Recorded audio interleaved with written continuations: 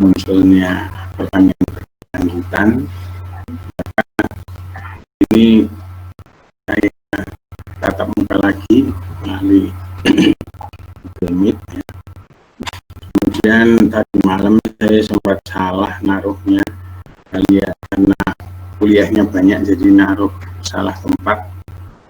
Teknologi produksi tanaman semusim saya taruh di sana, tetapi tadi pagi sudah ingat. Tapi karena masih menyiapkan kuliah agro lanjutan, habis ini lagi jam 1 kuliah lagi, jadi baru saya rubah setengah 11 sampai jam 11 tadi. Baik, ini sudah 21 orang yang gabung, lumayan dari 30 ya, dari 30 mahasiswanya ada 21 sudah. Baik, saya mulai aja bahwa materi yang saya berikan kali ini adalah materi tentang revolusi hijau. Jadi revolusi hijau ini penting sekali karena ini akan menjadi dasar bagi munculnya sistem pertanian berkelanjutan. Baik, jadi saya mulai saja. Ini ada yang mau masuk lagi nih.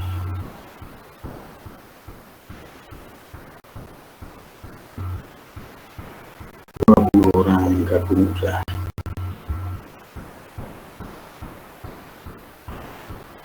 Baik, jadi kita akan membahas tentang sejarah dan pengertian revolusi hijau. Dan ini juga saya tekankan karena setiap kali ujian, setiap kali pembelajaran skripsi itu mahasiswa tahu persis apa itu revolusi hijau. Jadi makanya saya sempatkan saya harus tatap muka karena khawatir kalau saudara membaca sendiri nanti kurang pas dalam memahaminya. Jadi revolusi hijau ini adalah perubahan ya. Revolusi itu perubahan secara cepat ya dalam memproduksi bahan makanan ya.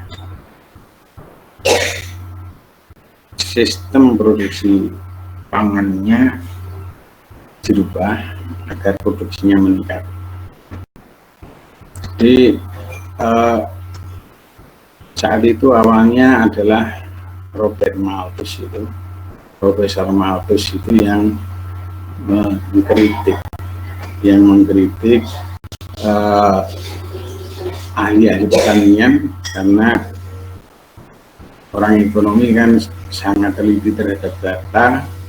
Jadi Profesor Malthus itu mempelajari data produksi bahan pangan dan data peningkatan jumlah penduduk dunia. Sekarang jumlah penduduk dunia 7,2 miliar, banyak sekali. Jadi waktu itu pertambahan jumlah penduduk dunia meningkatnya pesat sekali dengan deret ukur peningkatannya 2% lebih per tahun. Sementara produksi pangannya tidak meningkat banyak, hingga akhirnya Pak Malthus itu mengkritik ahli pertanian bahwa kalau seperti ini nanti suatu ketika pasti banyak orang mati karena kelaparan.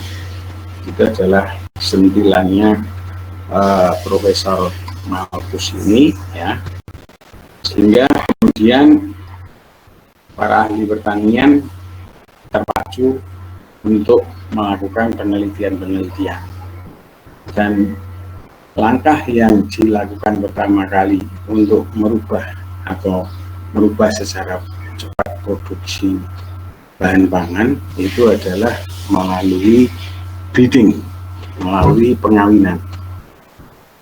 Jadi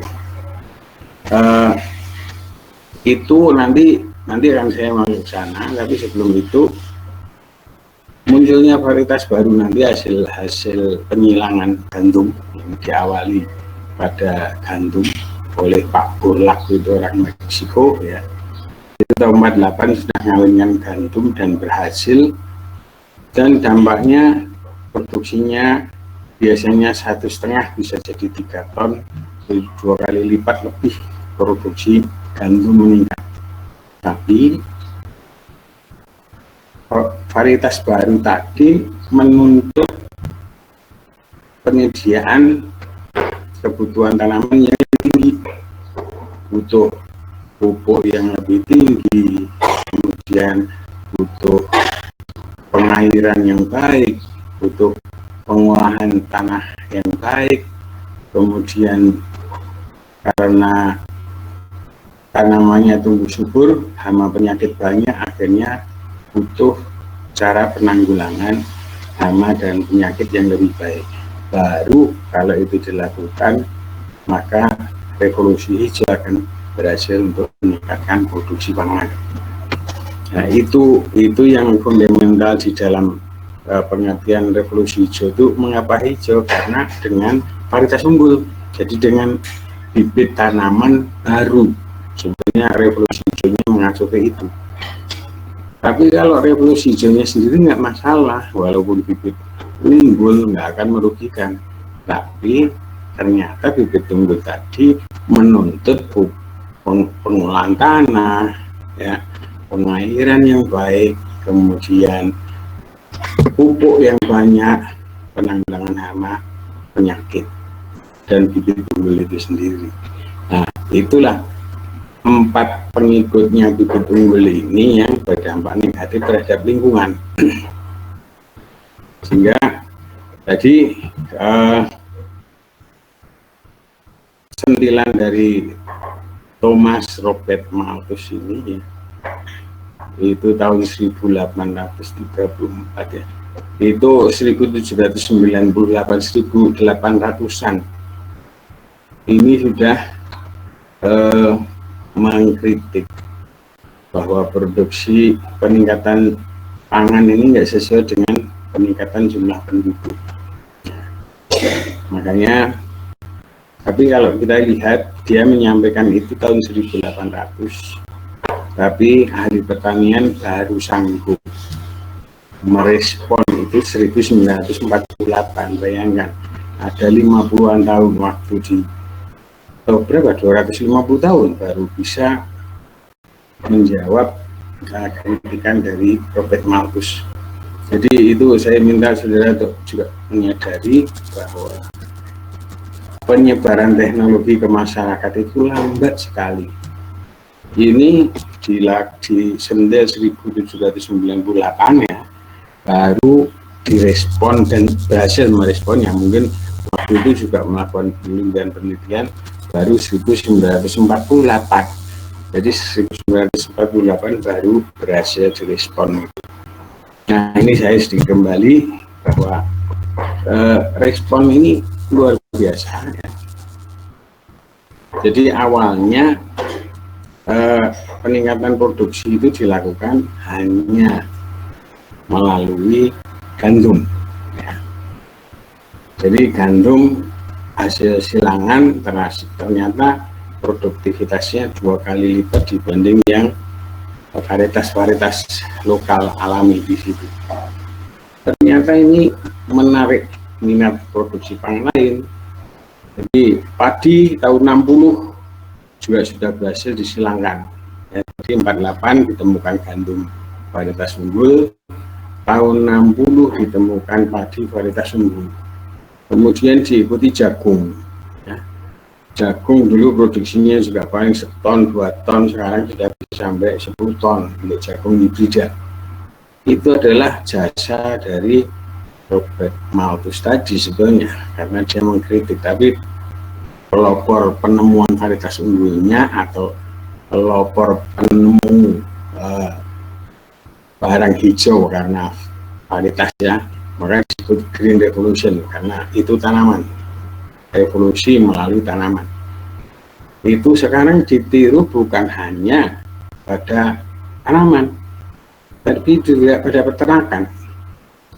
dulu untuk mencapai memelihara ayam untuk mencapai bobot 1 kilo itu dibutuhkan waktu 8 bulan. Tapi sekarang sudah lihat peternakan ayam sekarang hanya dalam 28 hari sudah bisa mencapai 0,9 sampai 1,1 kilo. Bahkan kalau ayam kita pelihara sampai 40 hari bisa 2,5 kilo. Karena apa? Karena sekarang itu ayam tanaman itu dianggap mesin. Selama pakannya bagus maka dia produksinya akan bagus. Nah, ini juga perlu saya sampaikan pada saudara bahwa kebetulan saya mempunyai klien atau ada orang yang konsultasi ke saya, itu pengusaha ayam. Pengusaha ayam itu kan kalau sudah besar kandangnya, pegawainya pada tinggal di sekitar situ, orang yang punya tanah membangun rumah, akhirnya kandang ayamnya dibilang bikin polusi lingkungan, terus suruh pindah. Nah, ini pengusaha ayam besar yang per hari dia bisa menjual 2 juta ekor ayam pedaging per hari. Itu kebetulan menghubungi saya, dan saya sudah beberapa kali diundang ke Purwakarta untuk mengelola lahan bekas-bekas kandang ayam itu. Dan yang saya perkenalkan karena dia mintanya yang tanaman tahunan, yaitu tanaman lada. Itu pola pikir itu sudah memenuhi dia. Jadi dia nggak mau lada ditanam sembarangan, nanti kayak ayam dia. Ayam itu kalau diberi makan yang tidak penuh sesuai kebutuhan malah kurus ya.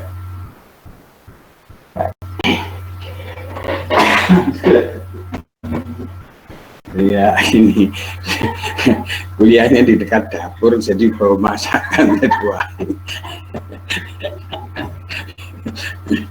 Jadi ya ini pengusaha ayam ini yang saya pelajari menanam merica atau lada. Pola pikirnya bagus banget, saya juga malah terinspirasi oleh dia. Jadi dia saya minta dibuatkan ramuan pupuk yang maksimal untuk lada saya. Saya nggak mau lada saya seperti ayam. Ayam itu kalau kurang pakan maka dia tidak menguntungkan saya. Gitu. Pertumbuhannya lambat, kemudian bobotnya kecil, akhirnya saya rugi. Saya maunya memelihara lada seperti itu. Berikan saya pupuk yang bagus sesuai kebutuhan tanaman, nanti biar tanaman saya tumbuh baik.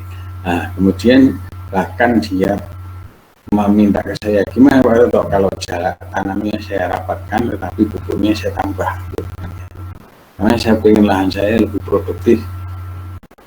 Seperti di ayam itu sekarang saya bisa melihara beribu-ribu ekor di ruang sempit, yang penting pakannya cukup. Nah, itu ide yang bagus dari pengusaha ayam terhadap tanaman. Jadi dia nggak mau seperti petani asal tanamannya hidup, karena itu merugikan dia dari sisi waktu dan dari sisi investasinya. Ini perlu saudara juga pahami, jangan sekali-sekali nanam yang tanpa memberi pakan yang benar. Ya. Kemudian dikembangkan juga di sapi. Sapi itu dulu pertambahan bobot per hari hanya 0,3 kilo. Itu kalau dikasih makan rumput. Karena hasil green revolution, walaupun itu green revolution ya, tapi dampaknya ke sapi ya bukan green revolution, tapi pakan yang baik ya. Setelah diberi pakan yang baik, ternyata sapi itu bisa tambahan bobot badannya 1,2 sampai 1,4 kilo per hari bobotnya tambah. Itu varietas sapi unggul gitu ya. Simetal, musim itu pertambahan bobotnya luar biasa, tapi pakannya harus tepat, yaitu kandungan proteinnya harus 12%. Kalau ayam tadi kan kandungan proteinnya sekitar 15-17 tergantung umur. Kemudian ikan juga kandungan proteinnya berapa, tapi kalau tanaman kandungan pupuk NPK-nya. Baik, Jadi ini adalah awal. Norman Borlaug ini adalah orang Meksiko yang tahun 44 penelitian itu, kemudian tahun 48 sudah berhasil menghasilkan gandum, ya, menghasilkan gandum dengan produksi yang tinggi. Kemudian beliaunya sudah menerapkan. Nah, kemudian ini tadi diawali dari gandum, sekarang sudah semua dapat. Ini malah tahun 70. Jadi saudara lihat di sini, dia tahun 48 sudah berhasil meningkatkan produksi gandum, tapi baru tahun 70 dapat Nobel, ya, dapat hadiah Nobel. Bayangkan ini, kalau orang mau diakui dunia itu tahun 48, jadi 70, berarti 32 tahun baru diakui dan mendapat penghargaan. Ini memang berarti yang dapat Nobel itu memang luar biasa, ya. Sudah sekian lama mengabdi baru diberi hadiah. Nah, kemudian tahun 60 ini di IRI, International Rice Research Institute, itu produksinya pengilangan ini juga dilakukan pada padi. Nah, tapi di sini disebutkan bahwa walaupun produksinya tinggi, tetapi dia menuntut irigasi dan juga pupuk, ya. Jadi itulah yang memunculkan masalah terhadap adanya polusi lingkungan, degradasi lahan, kerusakan lingkungan, ya, karena tuntutan itu tadi. Baik, kemudian tahun 60 ini padi Indonesia itu malah yang disilangkan, tapi yang menyilangkan adalah Dr. Taiwan, ya. Sehingga waktu itu kita ada PB5 dan sebagainya, ya. Padi baru 5, padi baru berapa, walaupun saat itu rasa padinya masih perah, tapi produksinya sudah luar biasa. Jadi tahun 70 itu Indonesia adalah pengimpor beras terbesar di dunia, ya. Tapi tahun 84 kita sudah bisa swasembada. Jadi tahun 70 itu kita sebagian pangannya dicampur bulgur, nggak tahu dibuat dari apa itu, warnanya merah itu. Saya sempat kecil saya itu makan bulgur karena berasnya nggak ada. Nah, kemudian hasil dari green revolution ini, maka tadi selain produksinya meningkat, umur padi yang semula 4 bulan jika dipotong bisa menjadi 110 hari, sehingga lahan sawah yang biasanya ditanami padi kemudian palawija sekarang bisa padi-padi.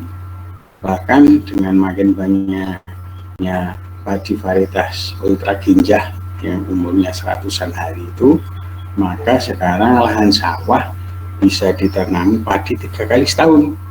Nah, ini hasil yang luar biasa itu. Dengan 3 kali per tahun, maka produksi padinya juga jauh meningkat, ya. Ini jadi itu keuntungannya, selain produksinya tinggi, juga umurnya makin pendek dengan hasil pakannya. Baik, selanjutnya kita lihat. Jadi dampak dari pengenalan varietas baru yang mempunyai produksi tinggi itu pengaruhnya luar biasa, ya. Jadi adopsi varietas baru ini menuntut penerapan teknik budidaya yang lebih baik. Kemudian karena butuh pengolahan lahan, kalau di Indonesia kita maklum lahan sempit masih bisa dicanggul, ya. Di luar negeri itu, di Australia itu rata-rata petani luas lahannya 100 hektar per petani. Itu yang biasanya suami istri, bayangkan.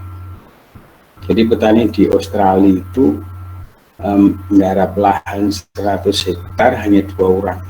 Oleh karena itu berkembang mekanisasi. Jadi jangan heran kalau melihat video menanggulangi hama penyakit itu pakai pesawat ringan itu, jadi disemprot. Nanam padi juga disebarnya pakai pesawat karena memang mereka 2 orang mengelolanya 100 sampai 300 hektar.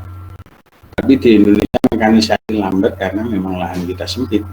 Kemudian ada irigasi, ada penggunaan pupuk. Padahal pupuk urea itu ditemukan sudah tahun 1908 atau 10. Tapi penggunaan waktu itu belum tahu cara menggunakannya gimana. Varietasnya varietas lokal, di pupuk nggak berespon, tapi dengan adanya varietas unggul ini sampai pestisida harus digunakan karena tanaman tumbuhnya sangat baik sehingga hama penyakit pun juga makin senang. Jadi saudara-saudara, bahwa teknologi baru itu harus direspon dengan paket kebijakan. Bentuknya hanya varietas baru ya, tapi dampaknya harus ada irigasi, harus ada pupuk, harus ada pestisida. Sementara petani di Indonesia itu rata-rata tidak mampu. Bahkan waktu itu ya beli pupuk aja nggak kuat petani kita itu. Sehingga negara yang mau mengadopsi teknologi itu harus menyiapkan program yang di Indonesia namanya adalah program BIMAS. Program BIMAS itu selain mendampingi petani saat nanam kapan, saat pupuk kapan ya, kemudian nanti saat panen. Jadi dulu tahun 80-an itu kita tanam padi itu serentak, karena kalau sudah mulai nyemat, mulai tanah, ada kentongan dipukul per kelompok hamparan. Dulu jadi namanya kelompok tani, itulah itu berdasar hamparan. Jadi satu hamparan ini misalnya hamparan A, pemiliknya orang dari berbagai desa, itu tetap satu kelompok tani. Itu dulu. Karena apa? Karena dengan kelompok tani, dengan bimbingan masyarakat ini yang dipelopori oleh KKN mahasiswa. Jadi program BIMAS itu munculnya hasil dari kegiatan pengabdian masyarakat mahasiswa mendampingi petani agar tikus, serangan tikus waktu luar biasa. Bagaimana menanggulangi tikus, yaitu dengan cara memutus rantai makannya, sehingga diusahakan olah tanah bareng, tanam padi bareng, panen bareng, sehingga habis itu nggak ada makanan bagi tikus. Kemudian nanam baru lagi. Nah, ide yang dimunculkan adalah ada kentongan setiap mau tanam dan sebagainya. Nah, itu kemudian bimbingan massal ini, masyarakat ini oleh KKN mahasiswa diangkat jadi program nasional, jadi BIMAS. Tapi dilengkapi, karena hanya praktek di lapangan saja nggak jadi. Karena petani Green Revolution ini butuh pupuk, petani nggak punya uang. Butuh pestisida, petani nggak punya uang. Sehingga dulu ada KUT, kredit usaha tani. Jadi ini bahwa gerakan BIMAS berhentikan 3 komponen pokok, yaitu penggunaan teknologi ya yang disebut panca usaha tani. Tapi penggunaan panca usaha tani ini kalau dilepas, petani nggak akan bisa melaksanakan. Seperti sekarang kita getol dengan sistem pertanian terpadu. Sistem pertanian terpadu itu melibatkan ternak, melibatkan ikan, ya, melibatkan tanaman. Tapi sekarang baru dilepas gitu aja, kembangkan sistem pertanian terpadu, tapi nggak ada paket kredit pendukung, paket kebijakan harga sarana dan hasil produksi nggak ada, karena memang bukan makanan pokok ya. Makanya juga tidak berhasil program bimbingan masyarakat ini, BIMAS. BIMAS ini berhasil karena memang waktu itu diawali dengan Indonesia adalah pengimpor beras terbesar di dunia. Pasaran beras di dunia itu nggak ada, jadi kita punya uang pun beli beras nggak ada. Itu seperti tahun 98 waktu Krismon dulu, kita itu sampai waktu itu kita uh, punya terobosan. Jadi Menteri Pertanian oleh Presiden waktu itu dipaksa agar produksi pangan meningkat. Karena impor kita nggak kuat waktu itu, uang kita habis untuk nyaur utang. Terus caranya gimana? Caranya sawah itu dibuat IP indeks panennya 300%. Jadi indeks panen itu adalah jumlah panen dalam satu lahan.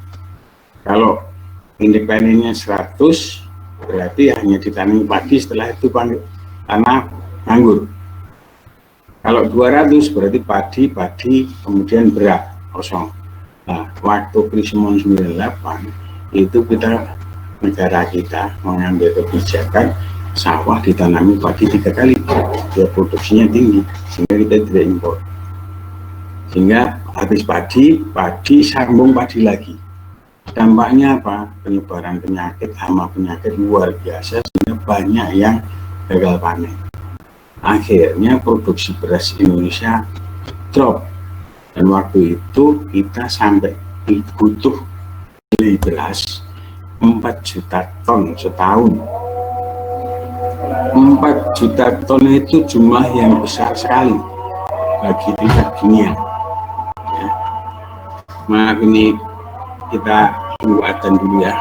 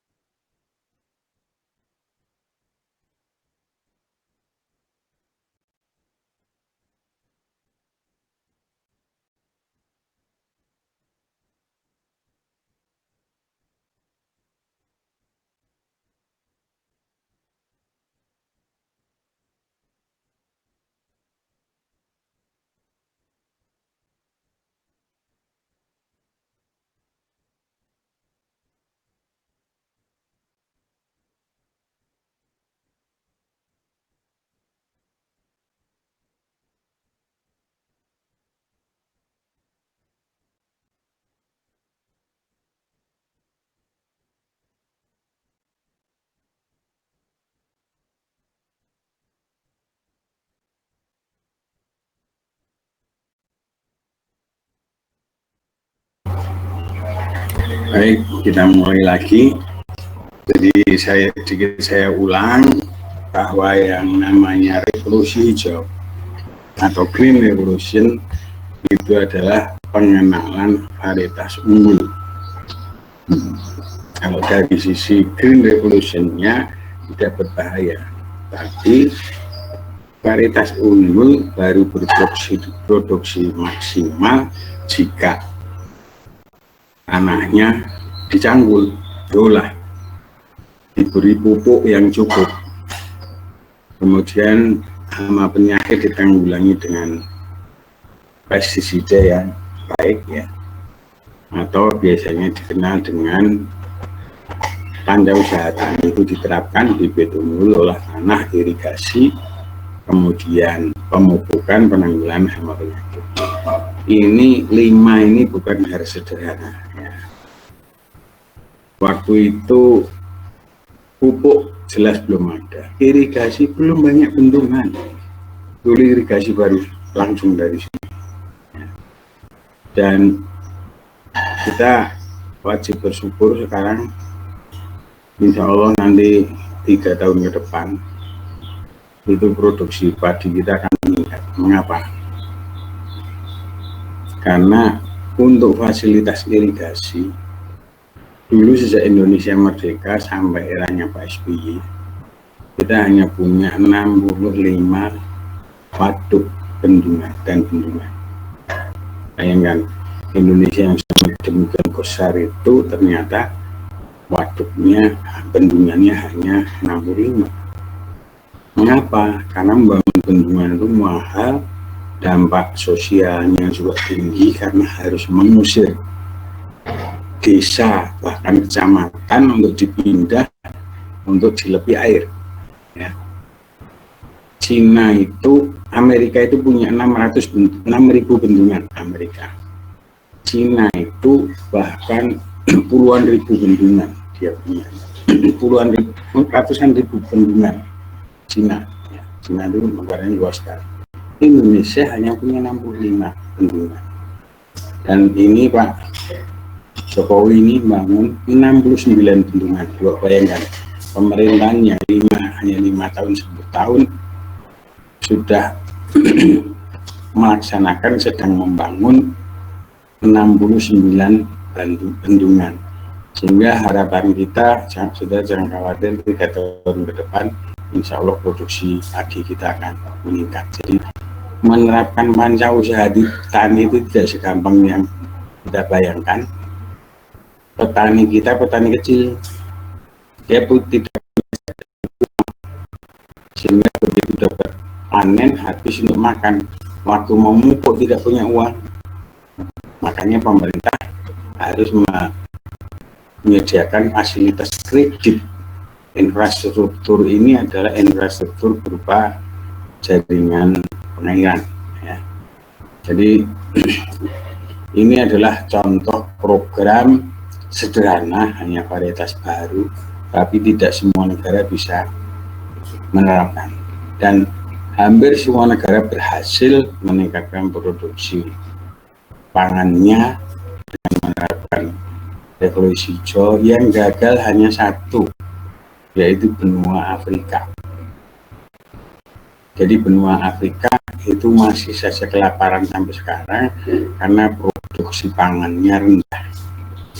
Sementara penanggulangan penyakit manusianya maju, sehingga jumlah, atau bisa dikatakan manusia ini jadi tidak gampang mati, jumlahnya naik, tapi produksi pangannya tetap.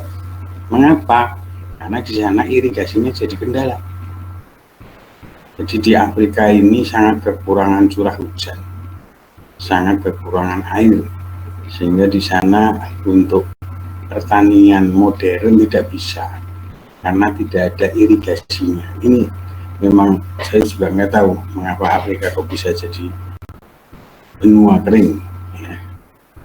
Mereka hanya radius 200 kilo dari pantai yang punya air, karena masih dapat uap, penguapan dari laut belum menjadi awan. Tapi di tengahnya nggak ada gunung yang menahan hujan, sehingga uapnya bablas, nggak pernah turun menjadi hujan. Kita beruntung Indonesia ini di Jawa Tengah saja ada 9 gunung. Jawa Tengah itu kecil ya. Di Indonesia ada ratusan gunung sehingga curah hujan kita cukup banyak. Baik, kita lanjut. Jadi waktu itu pun Green Revolution sulit diterapkan di Indonesia, tapi karena pada waktu itu kita punya replita rencana pembangunan 5 tahun, maka sedikit demi sedikit infrastruktur diperbaiki, kredit pupuk diperbaiki, walaupun kita tahu persis orang miskin itu kalau diberi kredit mesti nyantol ya, sehingga KOT kredit usaha tani itu banyak sekali yang tidak kembali karena masuk jadi konsumsinya masyarakat miskin. Itu tidak masalah bagi suatu negara. Nah, tugas negara adalah mensejahterakan rakyatnya. Baik, dampak terhadap produksi pertanian Indonesia. Oh ya, ini saya lupa itu tadi Mas Fauzi ada ya. Sejak awal sudah bergabung, tadi saya lupa menyebutkan. Terima kasih sudah bergabung. Nah, kemudian dampak terhadap produksi petani Indonesia, produksi padi kita meningkat bahkan tahun 84 kita swasembada pangan. Dari hanya 14 tahun, dari tahun 70 kita pengimpor beras terbesar di dunia sampai tidak ada barangnya. Jadi di pasaran internasional itu hanya ada 15 juta ton beras. Dan itu produsennya hanya beberapa negara. Ketika Indonesia mau beli 4 juta ton atau sekitar 25% dari beras yang ada di pasar global, kita nggak bisa. Akhirnya apa? Kita sampai ke Korea, ke Jepang juga. Negara Indonesia itu ke Jepang mau minta impor beras, kita minta beli beras. Padahal Jepang itu kita sudah beli mobil dari Jepang ya. Ke Korea kita ngemis minta beli beras karena nggak ada yang jual beras di pasaran internasional, hanya ada 15 juta ton. Jadi mau tidak mau kita harus menjaga agar swasembada pangan ini tetap terjaga. Nah, kemudian dari tahun 90 itu tadi diawali tahun 60-an ya, penemuan varietas-varietas baru untuk padi, gandum lebih awal, jagung lebih belakang lagi, kemudian ayam, kemudian sapi ya, daging produksi daging. Tahun 90 itu sudah 40% masyarakat dunia menerapkan ya. Ini di Asia sudah 75%, kemudian gandum 80% ya. Kemudian jagung 70%. Itu secara luas, tapi di Indonesia terus terang jagung itu sampai sekarang yang menanam jagung hibrida baru 50%. Yang 50% petani masih nanam jagung lokal.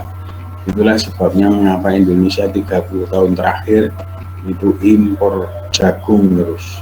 Kita butuh 33 juta ton setiap tahun, dari produksi kita hanya sekitar 31. Jadi kita impor jagung ini sekitar 1 sampai 2 juta ton per tahun, dan baru berhasil kita mengulangi 2017 itu atas jasa Pak Menteri Pak Hasan ya, yang sekarang sudah diganti. Itu dengan cara apa? Dengan cara membagi gratis bibit jagung hibrida ke petani. Itu langkah yang menarik sekali itu. Nah, kemudian juga hasil ini meningkatkan standar hidup masyarakat, tapi khususnya adalah yang di perkotaan. Sementara yang di pedesaan tidak banyak berubah karena waktu itu termasuk Indonesia fokusnya baru meningkatkan produksi.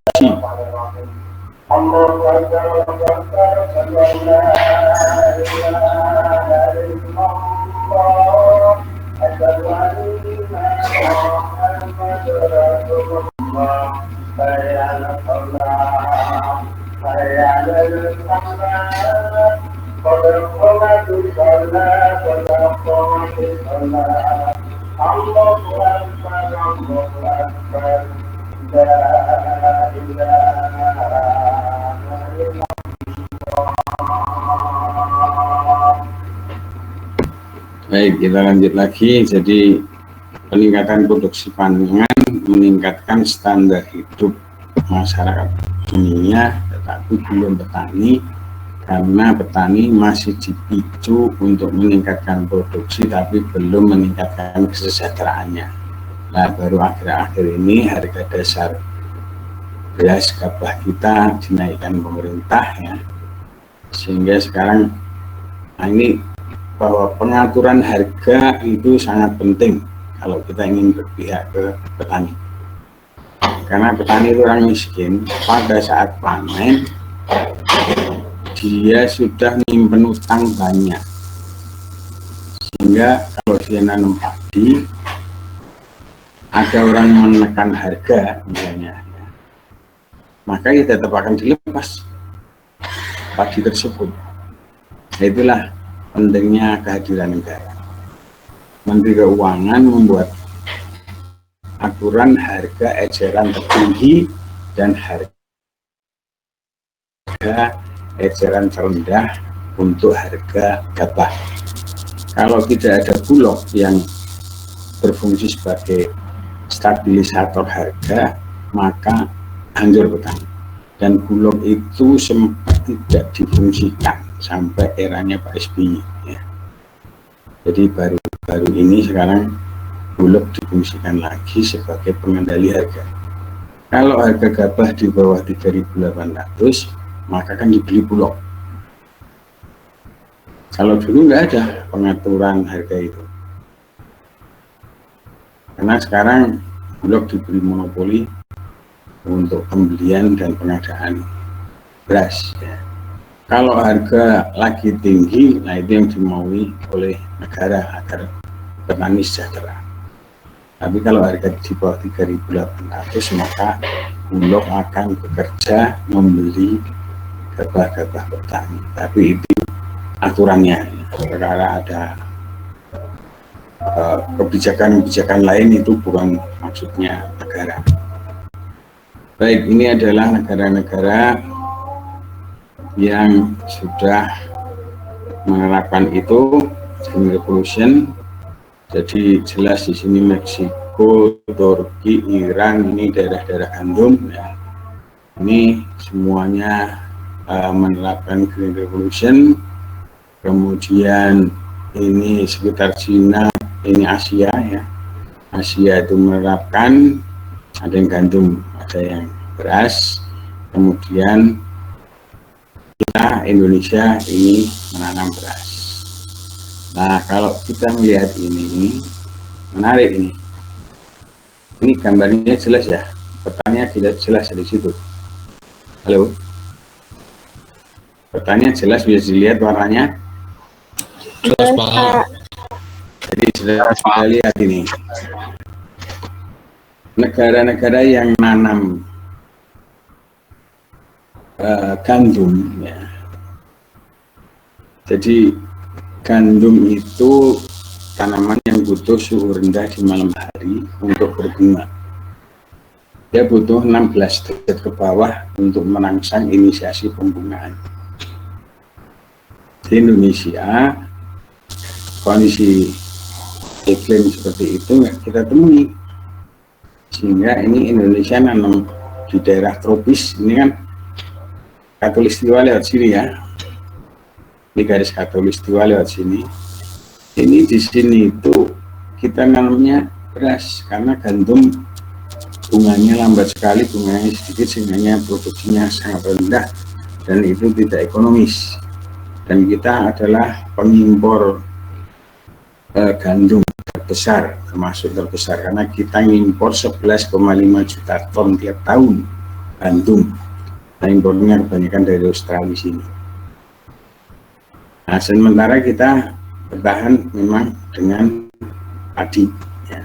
Tapi negara-negara subtropis ini mereka punya 4 musim, sehingga mereka memungkinkan gandum untuk berkembang ya. Jadi mereka memang makannya roti, bahan bakunya gandum, kemudian dicampur lain. Kalau kita memang di sini bahan bakunya adalah pangan beras, termasuk Vietnam sampai Burma ini ya. Ini kita makan beras. Baik, dampak revolusi hijau ya,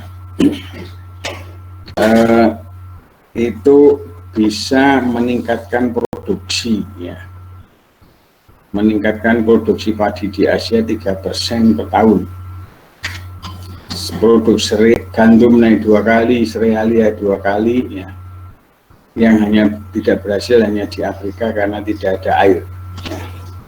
Tidak ada irigasi dan nggak tahu, orang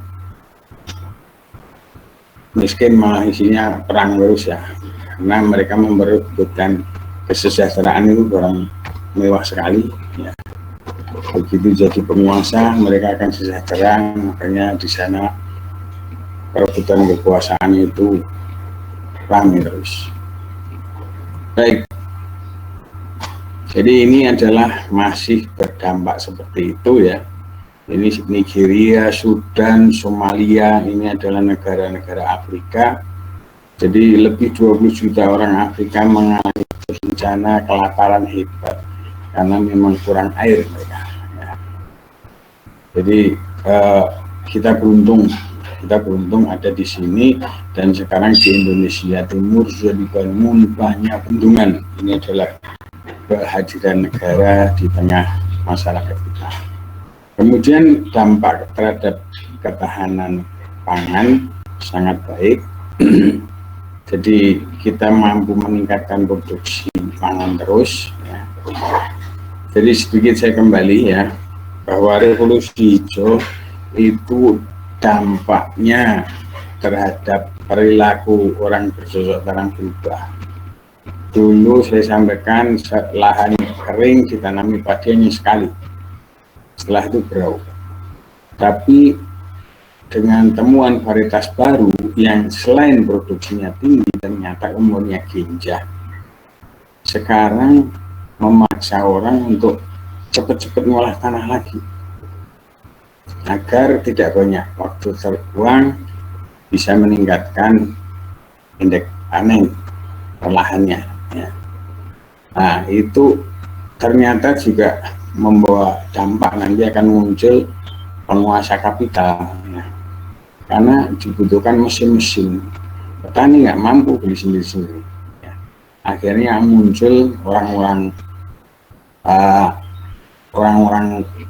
juragan-juragan baru di desa ya, yang punya alat-alat, punya mesin, bahkan karena kemampuannya lahan petani kecil-kecil lama-lama dijual menjadi kepemilikan beberapa pelintir orang saja. Jadi selain meningkatkan, memantapkan produksi ya, ini swasembada pangan, meningkatkan pendapatan dan kesejahteraan petani masyarakat akhir-akhir ini karena adanya harga eceran rendah, eceran tertinggi.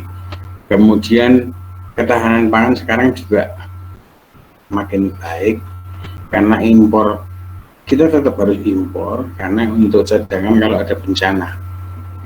Kita kan nggak tahu akan ada banjir, ada serangan hama penyakit yang luas, sehingga selalu negara itu pasti impor.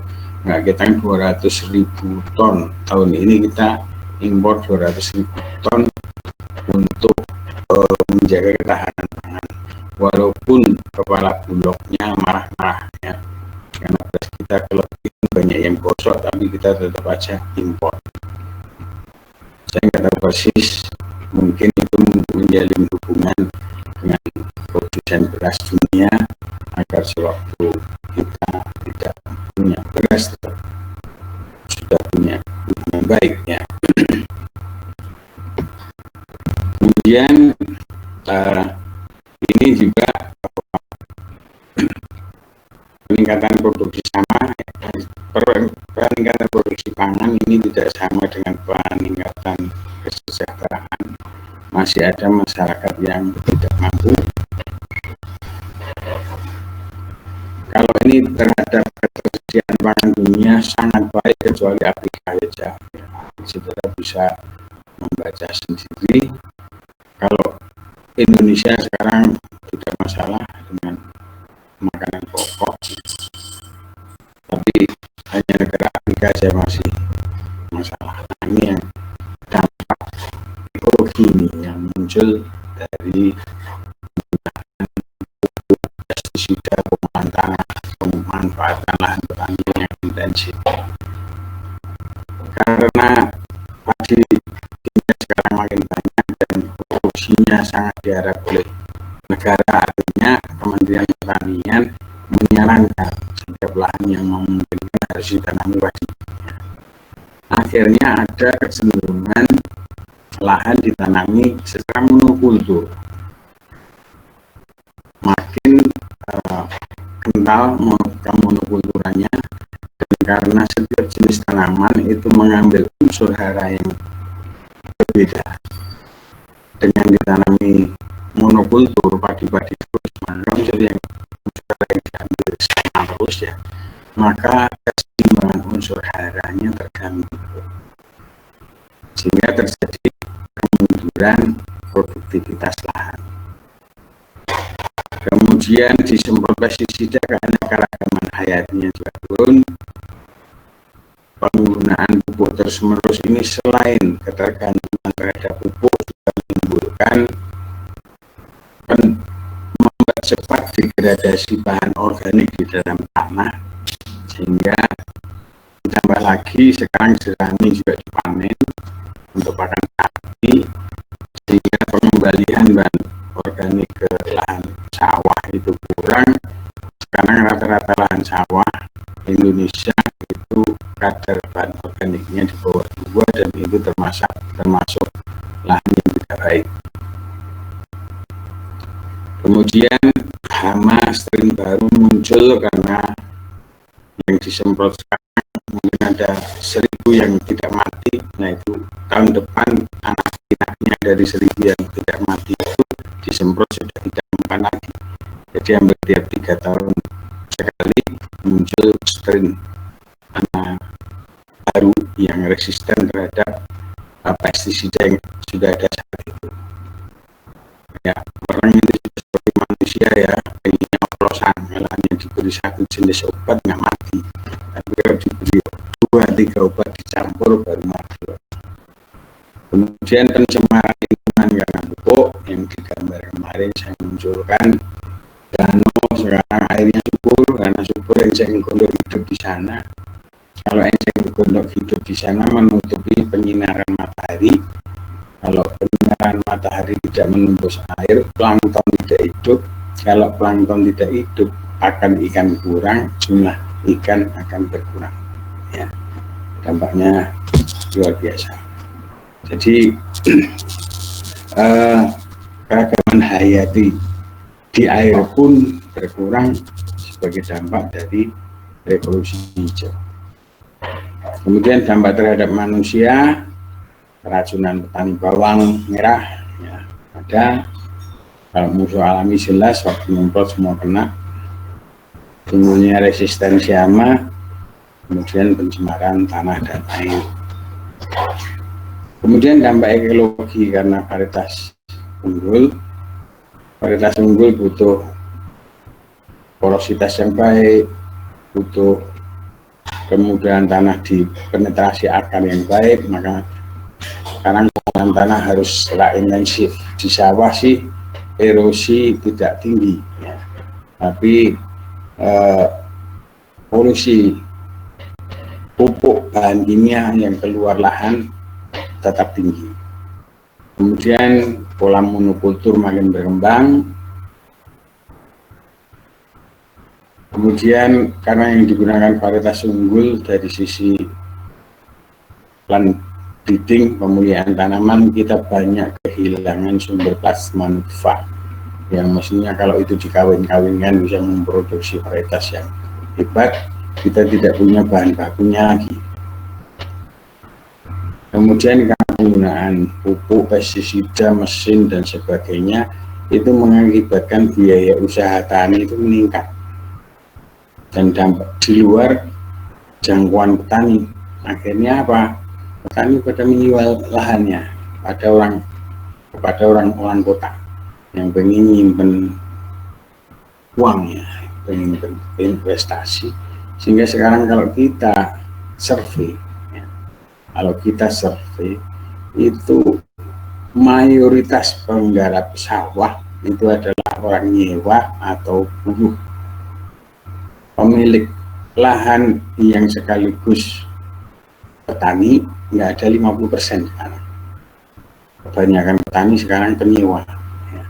Jadi betul-betul mereka bertani itu adalah berusaha untuk mencari selisih antara biaya yang dia keluarkan dibanding hasil yang dia diterima.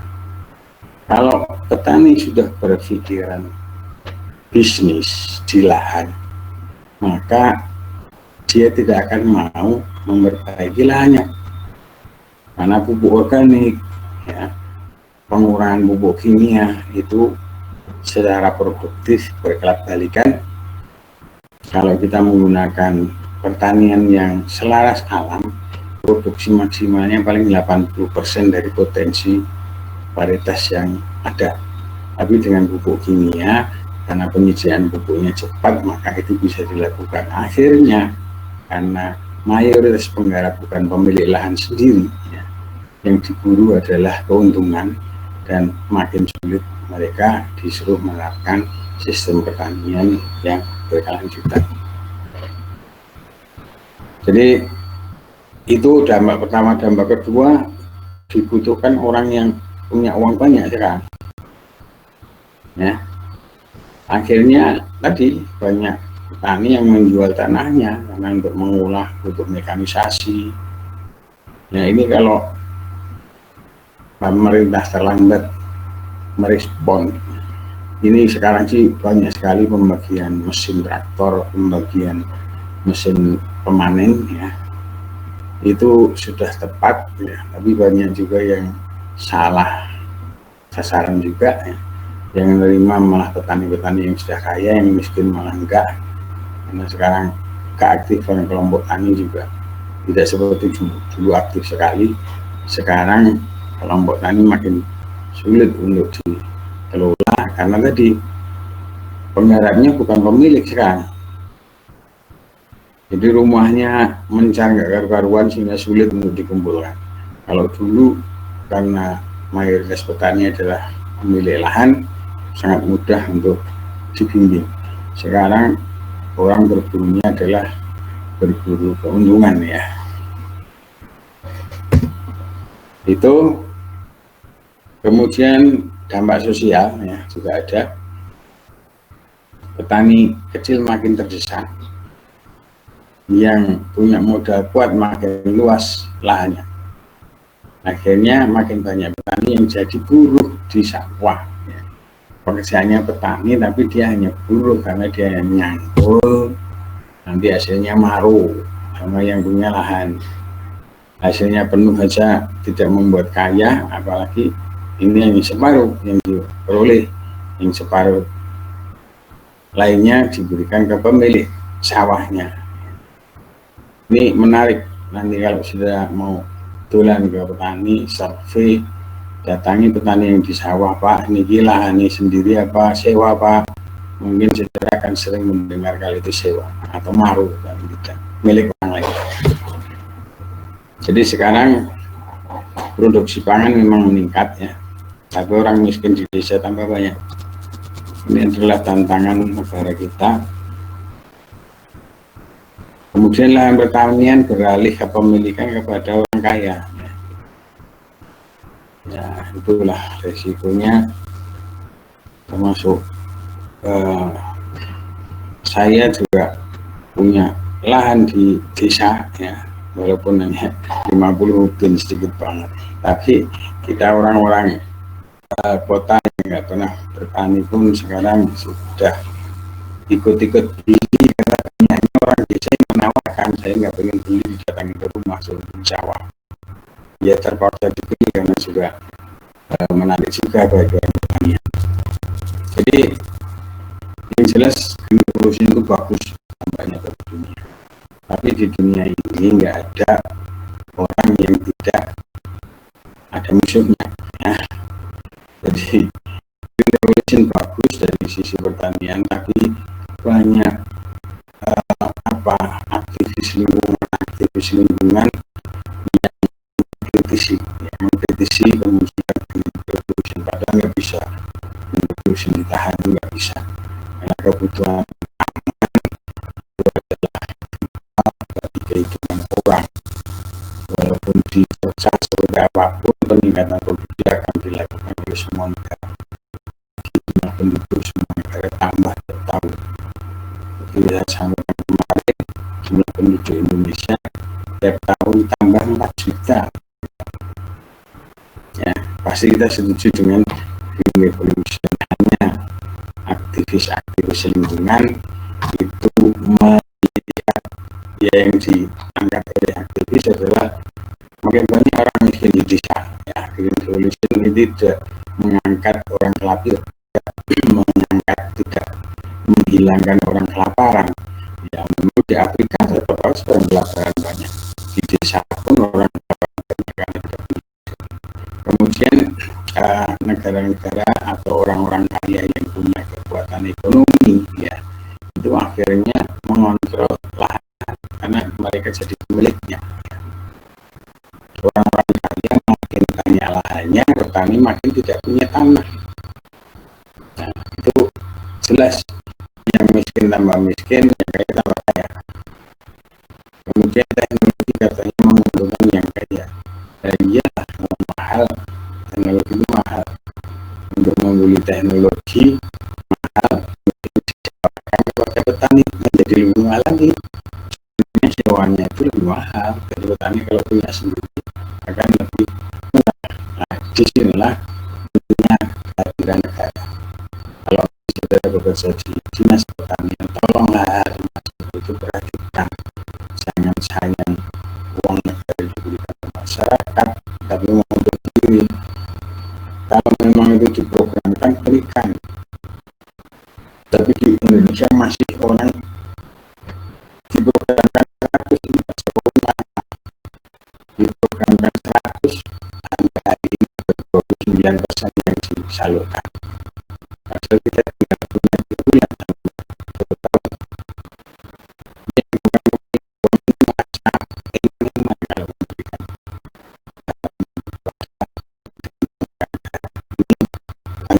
kelemahan pejabat aparat sipil negara yang seperti itu banyak. Mestinya begitu presiden nyuruh langsung segera tembak, kayak tentara tembak semua. Jadi itu dampaknya kan bagus sekali bagi perkembangan ekonomi. Jadi katanya green revolution makin meningkatkan ketidakseimbangan, ketidaksamaan, ya. Yang kaya makin kaya, yang miskin makin miskin. Makin banyak orang kelaparan dan makin banyak makanan pada saat yang sama. Nah, ini di sini kalau kita melihat lagi ke ajaran Islam, ya, luar biasa bahwa kalau kita masih punya makanan 2 hari lagi, maka yang makanan kita sehari besok itu bisa kita berikan ke orang. Nah, kalau semua orang menerapkan sedekah, ya, atau memotong hasil penghasilannya 2,5% saja, maka sebetulnya orang-orang miskin ini banyak sangat terbantu. Baik, selanjutnya masih banyak lagi, ya, bahwa orang miskin tidak kuat kredit, yang ngambil kredit akhirnya orang kaya.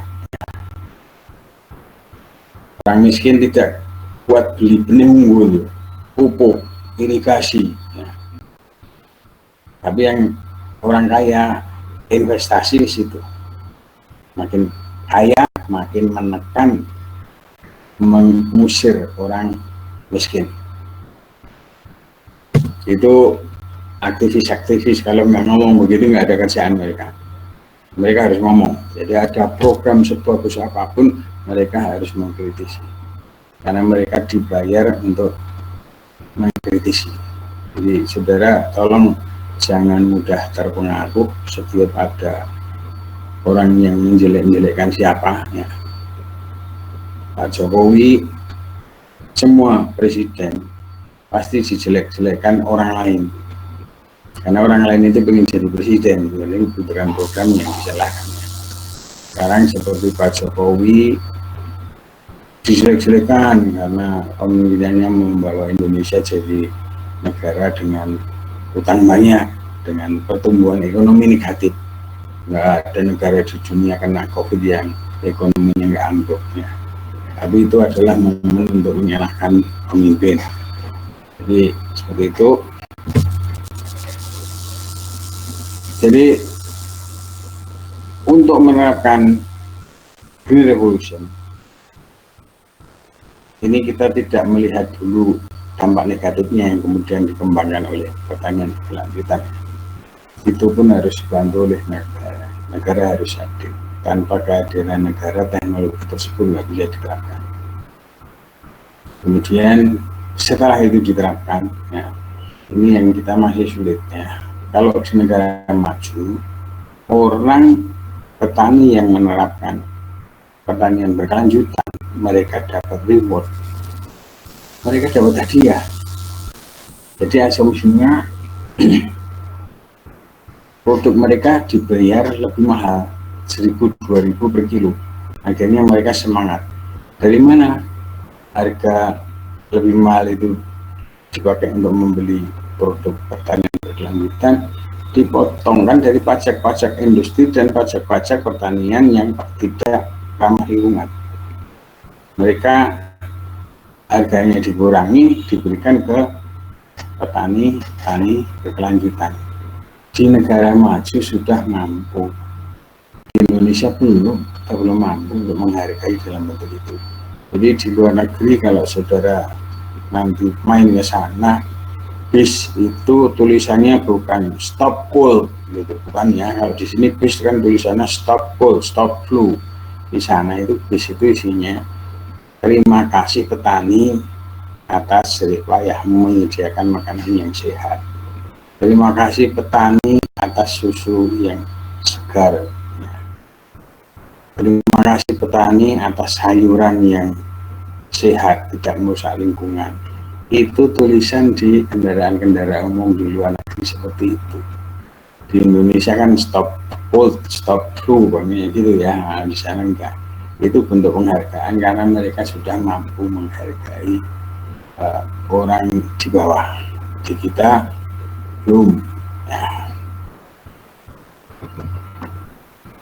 Baik, ini adalah unsustainable agriculture. Jadi kalau pemilik modal kuat itu akan menjadikan lahan pertanian sebagai pabrik.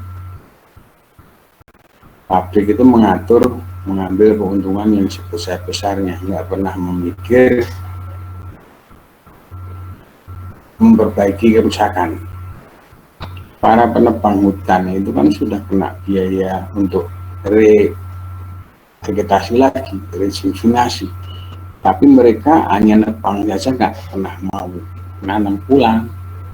Pikiran mereka siapa yang mau mengontrol hutan yang luas begini, mau masuk ke sini, pejabat nggak berani mengontrol sana-sana. Demikian pula pertanian makin kaya, akan memberi investasi yang terus menguras unsur hara dan kelestarian lahan seperti menambang ya. Orang menambang kan bikin rusak. Gunung Kirian itu dari tingginya berapa sekarang masuk ke dalam tanah. Di tambang batu kapur di Nusa Kambangan itu semula pegunungannya tingginya 273 meter dari permukaan laut, sekarang tinggal 10 meter dari permukaan laut. Yang 263 digali, diambil kapurnya. Itulah ibarat mining land, itu adalah menambang lahan, jadi akan dilakukan untuk dijadikan ya. Kemudian pasar masyarakat untuk menggunakan pestisida dan pupuk, iklan mereka luar biasa. Jadi sekarang petani di desa itu mau produk-produk pestisida baru, produk-produk pupuk baru, karena rencana promosi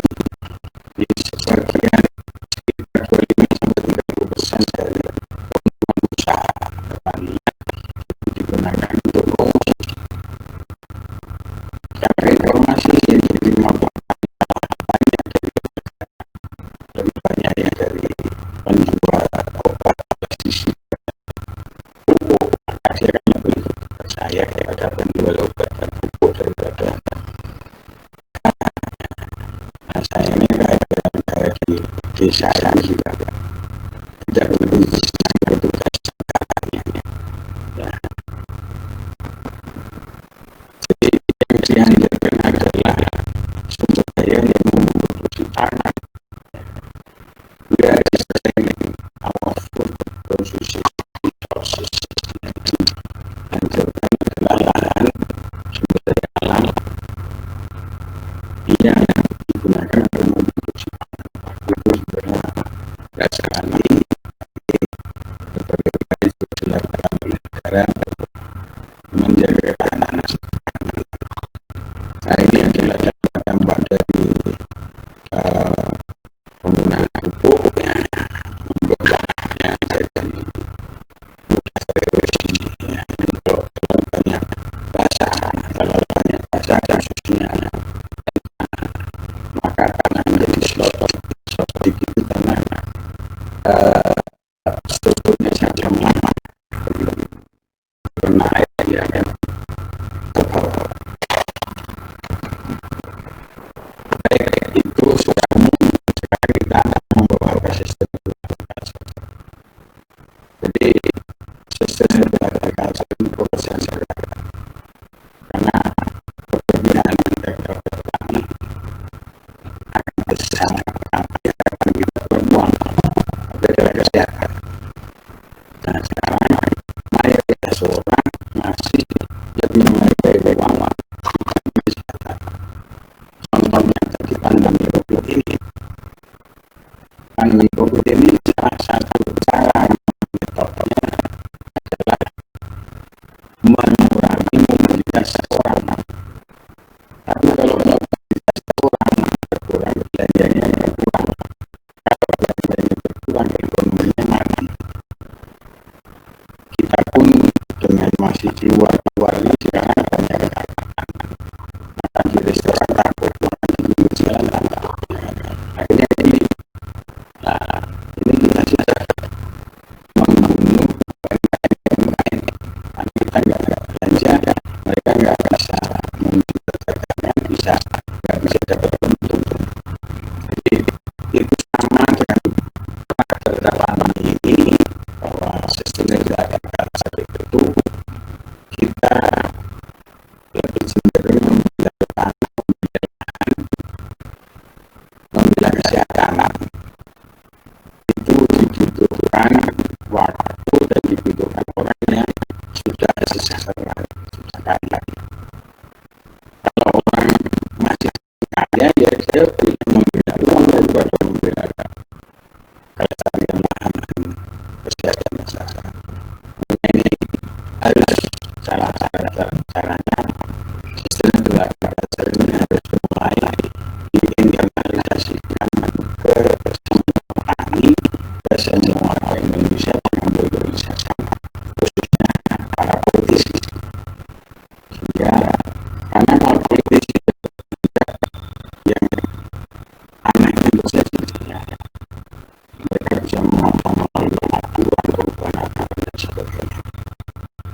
Hanya paling tidak kita internalisasi sistem agriculture ini, apalagi bagi orang pertanian tetap harus kita pahami bahwa kalau kita menciptakan teknologi budidaya ya harus memikirkan keberlanjutan lahan, karena kita berbudaya tanaman itu di lahan, ya kan? Makin tidak subur lahan makin berat biaya teknologinya. Nah ini sekarang muncul juga ya evergreen revolution, jadi revolusi hijau yang terus menerus. Jadi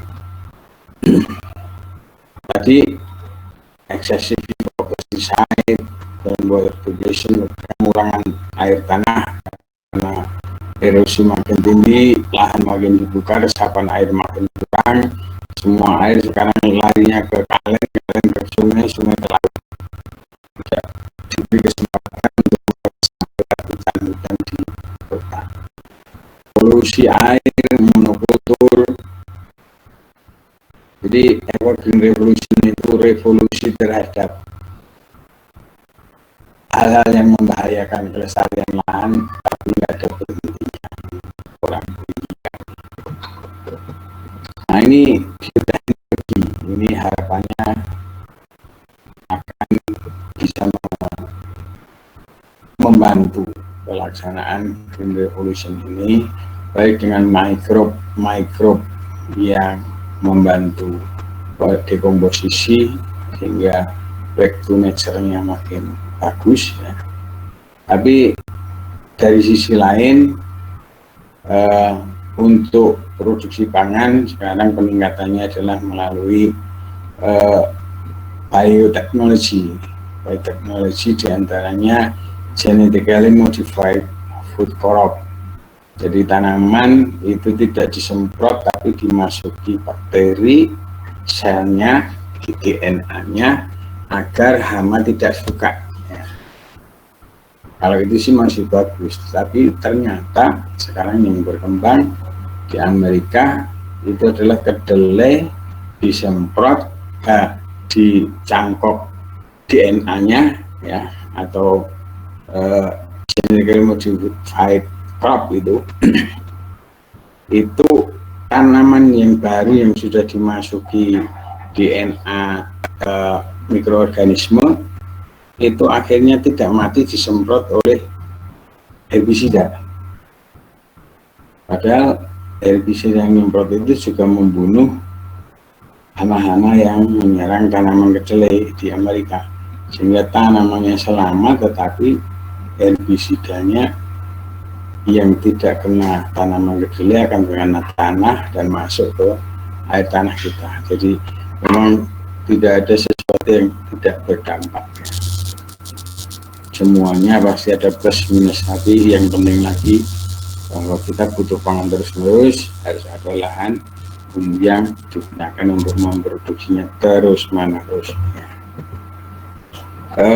Baik, saya kira itu ya, bahwa kalau kita dibawa kembali ke zaman kuno ya, penerapan teknik budidaya yang sangat mengandalkan back to nature sudah tidak mungkin, karena kita dituntut menyediakan pangan yang lebih tinggi. Makanya paling yang diharapkan adalah bioteknologi, penggunaan transgenik plant ya, tanaman transgenik tapi produksinya tinggi tapi lebih ramah lingkungan, maksudnya ke situ. Tapi sekarang pengembang transgenik plant, tanaman transgenik itu biayanya mahal, sehingga otomatis yang dipikirkan adalah kalau saya mengembangkan transgenik atau modified genetically modified crop itu yang berbiaya mahal, inginnya modalnya kembali dan untung. Jadi sekali lagi dampak lingkungannya kan kalah, pasti sama uang. Seperti saya contohkan tadi, sekarang transgenik pada kedelai itu dikembangkannya bukan biar kedelai nggak usah disemprot ya, tapi kedelai disemprotnya nggak mati ya, produksinya tetap tinggi, nggak urus hasil penyemprotan itu membunuh keragaman hayati dan masuk ke air tanah, itu nggak urus. Yang penting dengan genetically modified crop ini keuntungan perusahaan tambah besar. Itulah yang susah. Jadi yang namanya kelestarian lingkungan dengan uang profit itu bertolak belakang. Baik, saya kira itu secara umum, nanti silahkan saudara pelajari ya, dan saudara ada quiz silahkan dikerjakan.